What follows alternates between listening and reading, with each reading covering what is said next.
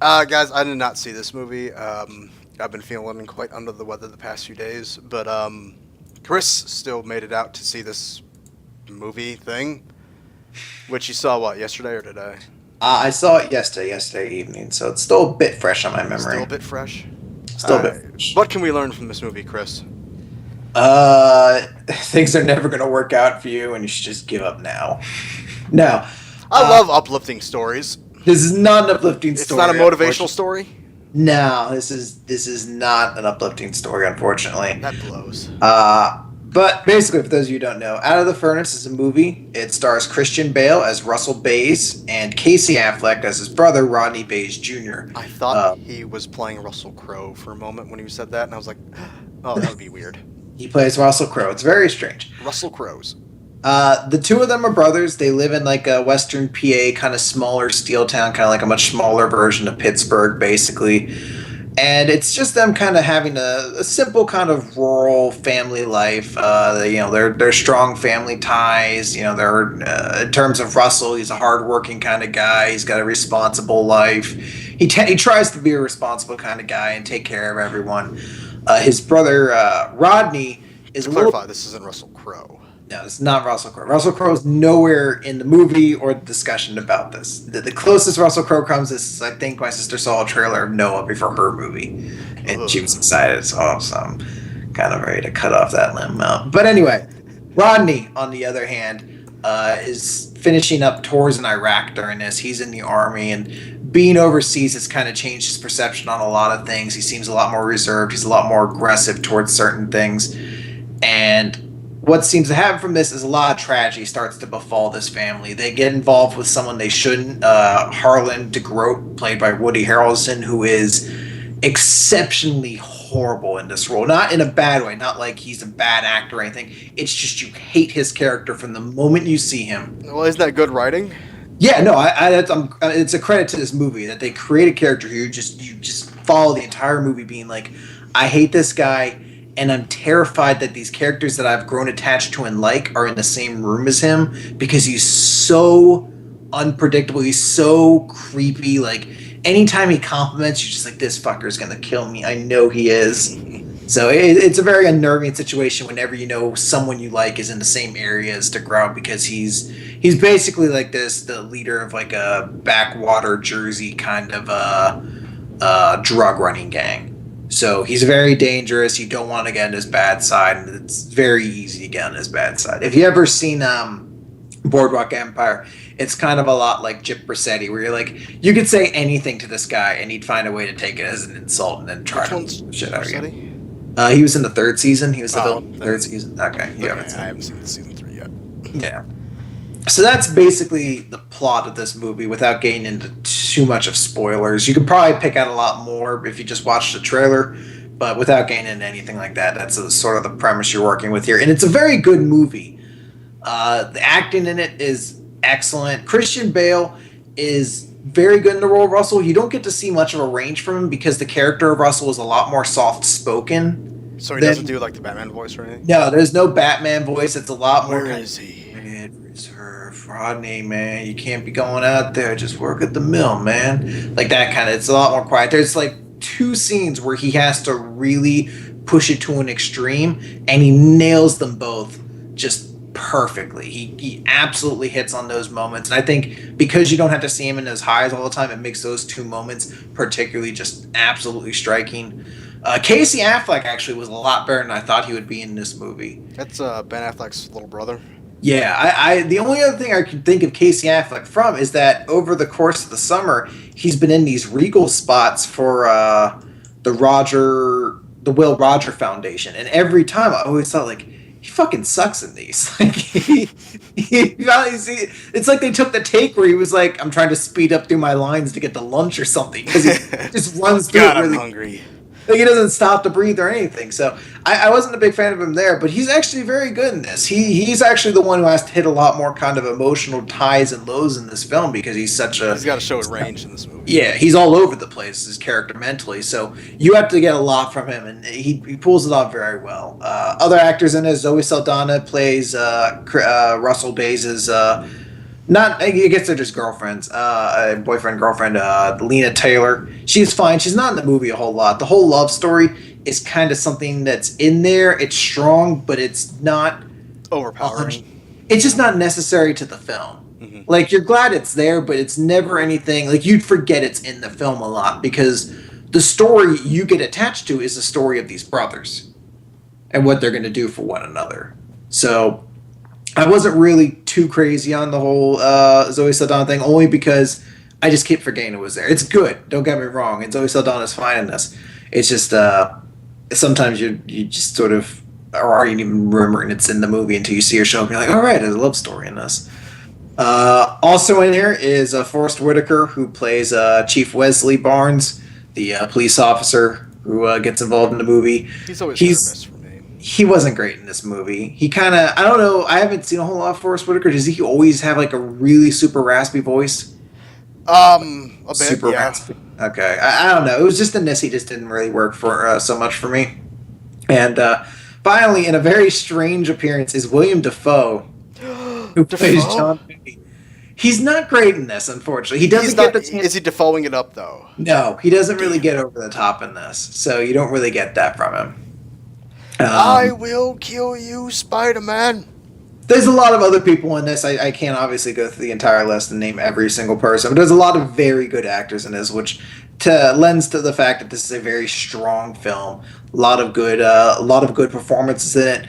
I thought cinematography very good. Score is fantastic. If you get the chance to watch the second trailer for this movie, you can see just from that alone, this movie is going to have a great score to it. It punctuates every moment it needs to. It has these big swelling moments. It knows how to creepy linger there in any moment when Woody Harrelson's character is kind of lurking around.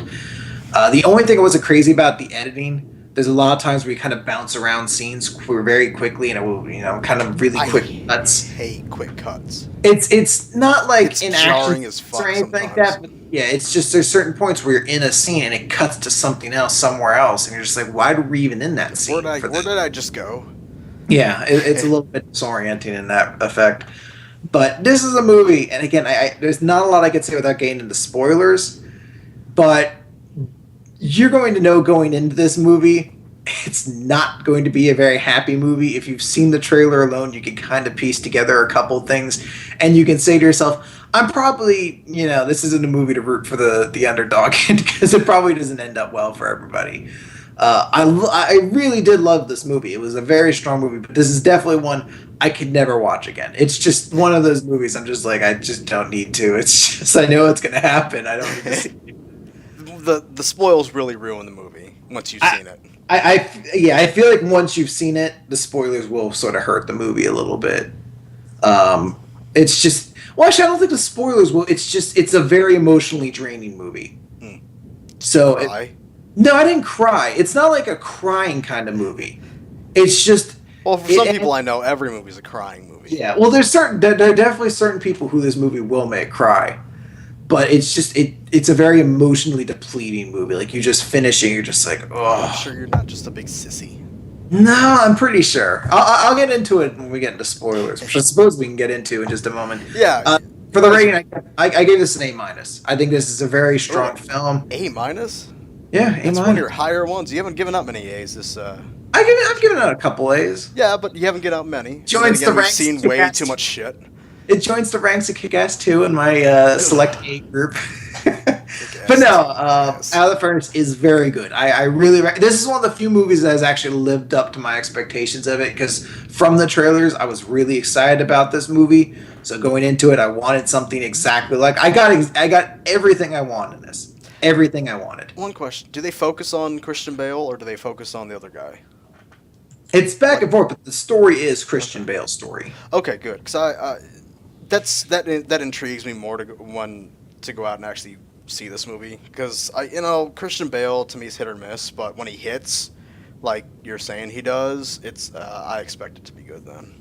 Mm-hmm. I mean, again, he's soft-spoken in this role, so it's not like he's not coming through with a dramatic performance in every moment that's just going to shake your world. Oh yeah, I know. It's not like because sort of the way I compare it to is Prisoners, which we saw earlier this year with Hugh Jackman. Yeah. Kind of a similar role. This character is out to kind of, fuck with those who have fucked with him. And Hugh Jackman in that role has to show a whole lot more anger and vitriol and all that. So that's what I think kind of makes him a bit more of an exciting kind of character to follow in this somewhat similar sort of situation. Whereas Christian Bale, again, he's a lot more quiet, reserved, but when he does show those angry moments, those moments where his emotions just swell up, it's great. He nails all those.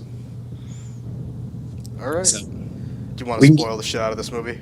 I'm not going to spoil too much, but I will spoil essentially what's happening. Are you going to spoil the ending? No.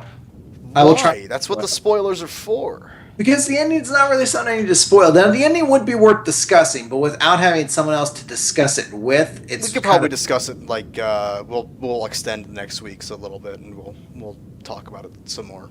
Okay, maybe we after can I do. see it. But essentially, yeah, guys, spoil the shit out of this. to give you a bit more of what happens, the star of the movie, we kind of find out that Rodney's definitely down in his luck, and he's kind of doing not underhand, but he's definitely trying to take the any way out to making money that doesn't require him getting a job. Like you see him hanging about at betting tracks and things like that, and he's going to get into illegal fights. He's going to be doing fight rings where he's actually paid to take a dive and then gets a cut of the money that the promoters get. So that he's in some dire straits. But on the other hand, you see Christian Bale's character, who has a good job at the plant. He's with Zoe Saldana. They seem to have a very happy relationship. So he's talking about how she wants a baby with him. He's taking care of their dad, who's very sick, and he's absolutely a fantastic son in that regard. Shows up, and his dad's him and his dad have a nice little exchange. Everything's going well. He says at the end of the day he's going to go meet his brother in a bar, and he has a couple drinks. His brother hasn't shown up. He's like, all right, I'm going to head out. He meets up with William Dafoe's character. Dafoe's character is like, I'm going to kill Spider-Man. No, there's no Green Goblin in this movie. Shocking. God damn it. I thought it was a strange choice. Well, I thought definitely. This movie has moved from an A in my mind already to not seeing it to now a B. Because there's no Green Goblin. There was no hang glider to the nuts, which I thought was, that's something that should be in every movie. Anyway, Defoe's character is kind of like the bookie into town, so he's the one Rodney owes a lot of money to. So Russell's paying him part of the debt because he has a good relationship with everybody. And what happens is basically he convinces him to take one too many drinks. Russell's driving home, changing the radio station, gets too drunk, hits a car as it's backing out into the road, and presumably kills the driver, but he definitely kills the young child in the back. You don't get to see the child, you just get to see its legs kind of hanging out of the shadow, and you can tell as he's getting to the other side of the car, he's just he's crying. They're like, come on buddy, you need to move. Like he's absolutely just breaking down. It sends him to prison. He has to go to prison for presumably vehicular manslaughter and driving under the influence. When he gets out, his dad's already dead. His brother's gone through 2 more tours of Iraq. Zoe Saldana has left him. She's pregnant now with another child, another man's child. It's a completely different world for him. So he's trying to get things back on track. He's desperately trying to recover from what's happened and still make something of this life. But his brother's spiraling downward. He's seen a lot of things overseas, things he can't forget, things that are weighing heavily on him. He doesn't want to go and work a job at the plant. He just can't do it. He doesn't want to be like their dad. And things just spiral down. He gets involved in this William DeGroat guy. And basically, it's not even his fault, because throughout the movie, you constantly see he refuses to take dives, is apparently a thing, that he'll get back up and kick the guy's ass, and that's causing problems with him and his promoter. Mm-hmm. But this time he actually does take a dive. He takes the right dive. The problem is that his promoter already owes so much fucking money to this DeGroat guy that the guy kills DeGroat, and then you were there, so sorry man, I gotta kill you too. So it then becomes Christian Bale, Russell, trying to go out and get revenge for his brother, find who this DeGroat guy is, and get revenge. And it doesn't get much better from there. It's a pretty sad, somber movie. And it has a very powerful one. There's a lot of really great symbolism in it. A lot of really kind of great, iconic, sort of echoing moments throughout the film. Is Christian Bale Jesus?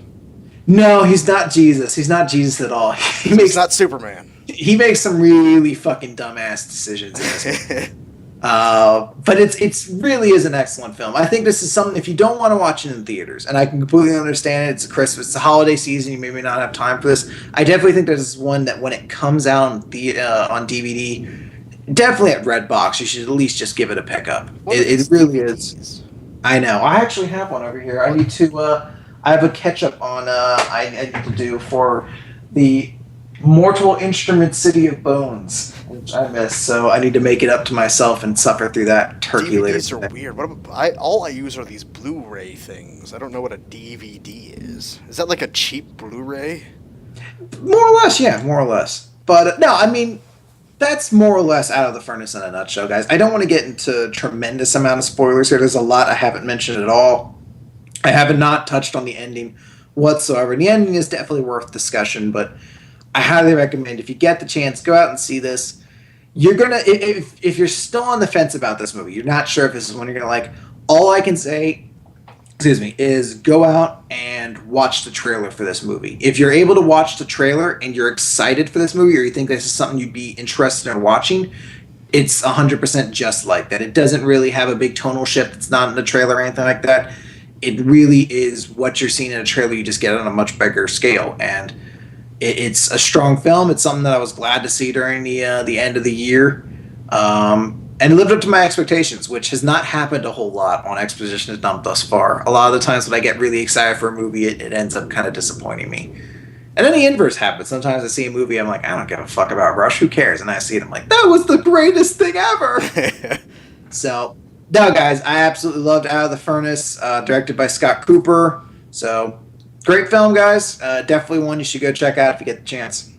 And next week we have, what? Next week is The Hobbit, The Desolation of Smaug. And I still need to watch the first one. I do as well. And I'm also going to, I don't know if you will as well, but I'm also going to make this a double feature week as well. And I'm going to be checking out American Hustle, which also has Christian Bale. I gotta have to make this a double feature too. I did not know American Hustle was out this week, or that week, and I really want to see it. Yeah, American Hustle. Mainly because Jennifer Lawrence. Jennifer Lawrence, Amy Adams, Jeremy Renner. Jeremy Renner, not so much. Bradley Cooper, Christian Bale. It looks like a very strong cast. So. Yeah. David Earl Russell, waiting for it. Should be good. Mm-hmm. So that'll be next week. Yeah, I can't wait for next week. I think the next 3 movies we're going to see are going to be pretty interesting, at least not in themselves, but interesting to talk about. I may have been wrong on that. Maybe, I think American Hustle might be the week after. But I thought there's a double week this week as well. Well, look through the list and see what you got. I see The Hobbit's out next week. I thought there was something else coming out next week. Maybe they moved something. Because the only other thing coming out next week is Tyler Perry's Medea Christmas, which I don't think we're That's what you're going to go see. No. It was that. You wanted to go see that. The week after that is Anchorman 2, and American Hustle comes out the same week. So we'll definitely do it that week. Yeah. Okay. Isn't there like 6 movies you want to see on Christmas? I want to see Walter Mitty. I want to see 47 Ronin. Well, I had to see 47. You don't want to see. You have to see it. And I want to see Grudge Match with Robert De Niro and Sylvester Stallone. The other thing coming out, I keep hearing that The Wolf of Wall Street's coming out around Christmas as well. Whatever happened to that? Because we had that way up on the list, and now it's like dropping and disappearing. It sounds like it is coming out on Christmas. That's what's set date for right now. I don't know. I heard some people saying it wouldn't come out till like 2014 or maybe even later. But now it's like, no, it's gonna come out now. Like, I keep seeing trailers for it, and every time I see a trailer for it, I'm like, I don't want to see this. It looks very, very strange. I saw a better trailer this week at Out of the Furnace previews, but the fact it's 3 hours long to begin with is already like... Yeah. I mean, right when we first were discussing what movies we'd see, you brought up Wolf of Wall Street. I'm like, what the fuck is that? And you're like, it's Robert De Niro and whoever he directs all the time. It's Martin Scorsese, Leonardo DiCaprio, Jon Favreau. Yeah. And I'm like, this is going to be good. This is... And what's his name? The guy who always takes off his shirt and smokes pot. Jonah Hill? No, the hippie guy. Long hair. Matthew McConaughey. Matthew McConaughey. Every time I keep hearing the cast of this movie, I'm like, oh, this is gonna be good, and then I see trailers for it. I'm like, oh, this is gonna be terrible. It's so strange. It's such a weird looking movie. Yeah, it is. I thought it was gonna be something like weird, drama or something like that, and I keep seeing it. I'm like, this looks It's like like- a fucking comedy. It looks almost like a quirky comedy movie. I mean, I think that may even be how. Yeah, that's kind of how it's being described, as a biography comedy crime. All right. So I'm just like, my interest in this movie has dropped drastically. All right. Well, hold on. I may have turned on this in a favor of it because I do see that the screenplay was written by Terrence Winter, and Terrence Winter did write pretty much every great Boardwalk Empire episode out there. So I may be flipped completely on this because I do love the shit ass in Terrence Winter. You're gonna see this movie and you're like, this thing was amazing. I'm like, this was terrible. I do like fucking Terrence Winter. He's really good. He wrote a lot of this and Sopranos episodes. So yeah, I am somewhat. he's got a good pedigree for crime sort of movies. We might have to break up next week, or not next week, but Christmas. Christmas might have to be like I don't. We will have a 4-parter on Christmas. Honestly, what'll probably happen is the first week of January we'll carry in a couple movies from Christmas because January has nothing coming out beyond Paranormal Activity, the marked ones, which I don't give a fuck about seeing. No, I thought there was something coming out the first week of January that we wanted to see. I thought that was like one of the military movies or something. Well, the thing is that your Lone Survivor movie is also supposedly set to come out around Christmas. I They think bumped it up no, hold on, because it was the second week in January. Yeah, it's still January 10th. IMDb is really weird in that it has it listed as coming out December 27th or around then. No, it's I don't know first second week in January. I need to find like a better site to find out when movies are coming out. All right, let me see. Movies release dates. All right. So December, late December is 47 Ronin, Grudge Match, The Wolf of Wall Street, and A Secret Life of Walter Mitty. So that is going to be in all of them. So that's a 4 movies for that week, and then what's coming out in the first week of January? First week of January, The Railway Man. I have not heard of that. We're not seeing it, so it doesn't matter. Let me see. Hold on. It's from the Weinsteins. Oh, goody. Starring Colin Firth, Nicole Kidman, Jeremy Irvine, Stellan Not seeing Skarsgård, it. Sam Reed. Based on a remarkable auto. All right, fine. Paranormal Activity, the marked ones, and then there's nothing else until the 10th, which is when you're. Okay, so we are not seeing anything in January, the first week of January. Although the first week of January would also work pretty well as a date for our 2013 movie awards. Yeah, so we'll basically do the review of 2 movies. Pretty much we'll do the last week of December. We'll do 2 movies like Walter Mitty and 47 Ronin, and then the week of that we'll do Wolf of Wall Street with what's the other one? Grudge Match. Grudge Match, and then the award show. All right, sounds like a plan. That's gonna be a fucking packed ass week, man. I'm gonna be at the movie theater. I might as well sit up a cot in there, man. I'm not gonna see them all in one day. I'm gonna spread them up two one day and two the next. Mm-hmm.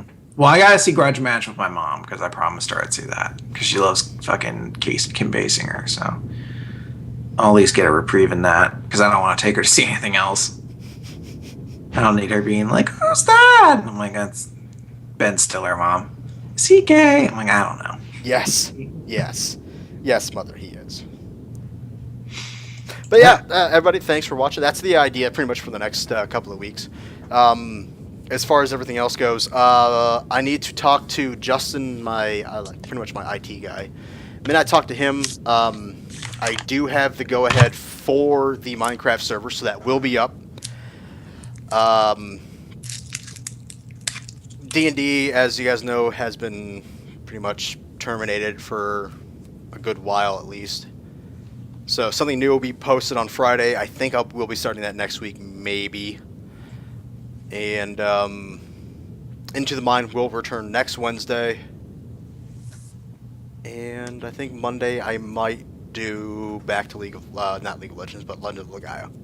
That's about it. So everybody, thanks for showing up, and we will see you next week. Good night, everybody.